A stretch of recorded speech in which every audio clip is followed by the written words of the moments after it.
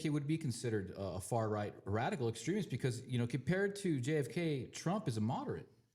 You know what I mean? Trump's a moderate compared to JFK. I mean, honestly, I would vote for JFK if he ran tomorrow. Oh, of course, everybody would. I'm a JFK. I would be a JFK Democrat every day of the week. He wanted to disintegrate the CIA. But so that's what, to me, that's the big contrast. Is like that's why he's a far. If Trump went out there and said he was going to get rid of and disintegrate the CIA, I mean, wow, you know what I mean? That would really piss off a lot of people. But I mean, you know, Trump's wanting to get rid of the education department. But gee whiz, I grew up before there was an education department, and most of the people I grew up with actually grew up pretty well educated. That's a good point. We learned things in school that.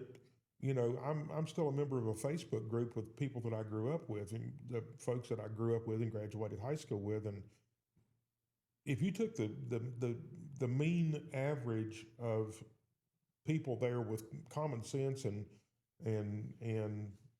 level of knowledge and working knowledge, it's way above what I see with a lot of younger people now. But by the same token, I graduated from high school the year before the education department came into being. No way. The year. There wasn't a national education department. Wow. When I was in elementary school in the county that I lived, there was a county school superintendent who had one secretary, and his was a part-time job. Damn. It's so radically different now. And I think the biggest problem when Trump comes out there and says he wants to get the education department is because people don't have a point of reference. It's also dependent on this like bureaucracy. But the bureaucracy, you just hit it right there. It's a funnel like this. And instead of being the teacher at the top with people to support them, it's the teachers at the bottom with all these bureaucrats sitting up here hoarding up resources. Right. I mean, if you go into the Las Cruces Public School building, there's people that are sitting in there making 2 or 3 times what a teacher makes and hoarding up resources. My daughter's a school teacher here in Las Cruces,